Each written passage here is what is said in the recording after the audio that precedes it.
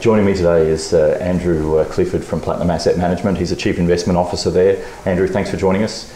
Talking about the biggest mistakes that you see investors make, whether it be retail investors or you're saying any investors, what's the biggest one that you see?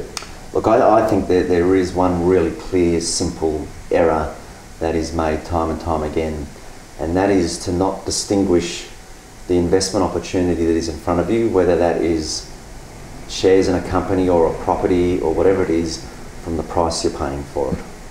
So my favourite example from history is this. If we go back to the tech boom, so 99, 2000, there was enormous excitement about the potential of the internet and how it was going to change our world. Yeah. There was already huge predictions about what mobile data, having a phone with access to the internet, and how that was going to change the world and our life and whatever. And there was enormous excitement, and stocks ran up very hard, but to subsequently collapse. But here is the interesting thing.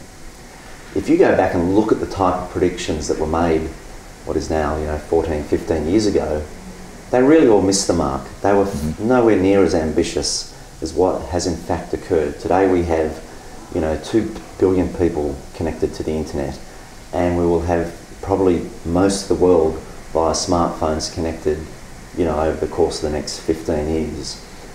It's been far more extensive. But if you bought one of there were the number of favourites, but as one example, Cisco, as a company, it was at the centre of this. It's a big American company, isn't it? So Cisco is the company that were providing all the routers to connect the internet, and many other things, and they still are.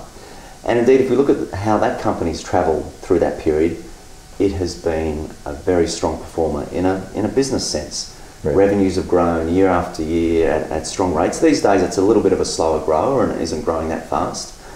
But again, it has delivered in every way you could have asked for. But if you bought that stock back in the peak of 2000, you would still be down 65% on your money. Wow. Because the price you were paying for that enormous and fantastic opportunity, which was real and did occur, the price was just too high. So we do this all the time. We look at the opportunity, whether it's this is a very high quality company, or isn't China a great growth opportunity, or whatever it is, and that's true. But the question is, are we paying the price for that? Is it, and the way to or is really it priced in? What's priced in, and really, is this apparent to everyone else? Because when it is apparent to everyone else, it's most likely that it is priced in. Yes. So that, I think, is the very clear mistake that all investors of all types. And I think it's interesting the example you use on Cisco, because I think with the price to profit ratio, the price to earnings ratio, I think was somewhere around the 200 mark or over 200. I think it was of the, from memory, it was of the order of 70 to 100 times earnings. Was it? Yeah, I mean that's and it is crazy. Sometimes we look today at some of our internet related investments. They have very high multiples like that, but it's because they have no earnings yet. But they are growing very quickly. And maybe that does make sense, but in that case, Cisco is a highly profitable company. There was no great change to come from its profitability. It is one of the great, companies in terms of profitability of all time. So there wasn't any. So pay 70 to 100 times. It was it was asking a lot, and it's not just Cisco. It's Microsoft, EMC, Oracle, who were the sort of they were known as the 4 big companies to buy for this.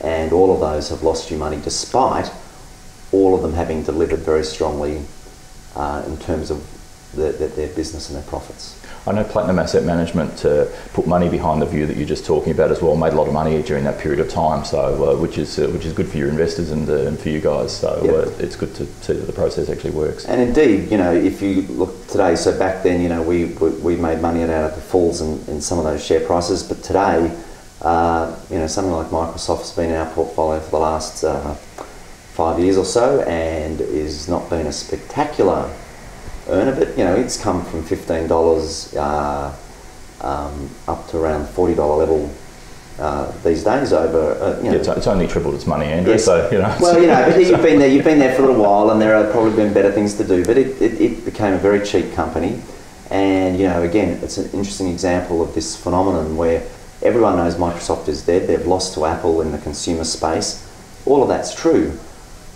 that if we look at and that's what holds people back from wanting to own that company, but if we look at it, it's really a company that provides software to big companies, to enterprises, and its business grows at a very nice 8, 9, 10% every year and throws off lots of cash flow.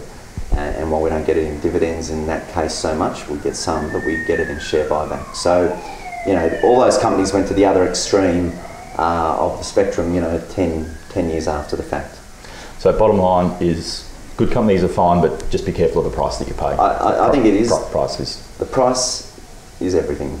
It's in many senses the only thing, because it could be a very bad company, but if you get a cheap enough price, you will make money from it.